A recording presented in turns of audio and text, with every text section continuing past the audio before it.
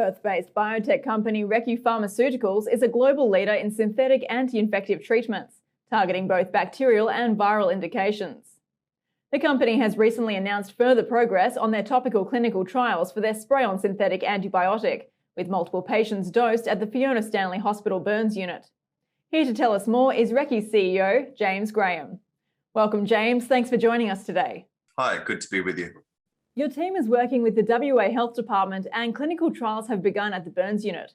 What does this entail exactly? The West Australian Health Department has sponsored a burns wound study at West Australia's Fiona Stanley Hospital, where they're utilising our new class of anti-infective technology on their vulnerable burns patient population. So that's patients who have drug-resistant infections, multi-drug resistant infections, or really wounds that simply won't heal from existing infections. So with a number of patients dosed and near-term clinical results to follow, it may in fact be quite an exciting clinical stage for the company.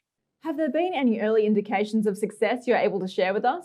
We've tested against the same bacteria, whether it be in animals or in humans, dozens and dozens of times. And we've always worked and kept on working with repeated use, which is a fundamental challenge of existing antibiotics to date. I haven't got any data I'm sitting on currently, but I'm pretty confident those bacteria are going to be just as susceptible in this human population. What can we expect to see next with Recce 327?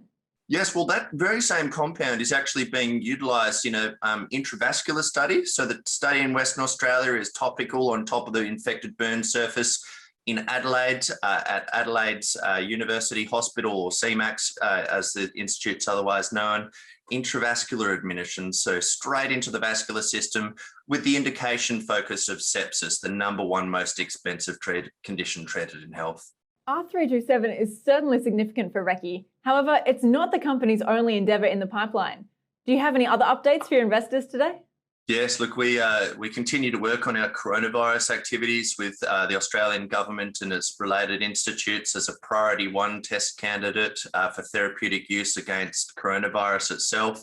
Murdoch Children's Research Institute out of Melbourne as an oral formula for Helicobacter pylori, as well as a number of other, should we say, infectious disease pipeline activities in the background as well. Well, certainly lots on the horizon for Recce. Thank you for joining me today, James. We look forward to hearing more results as the year progresses. Thank you.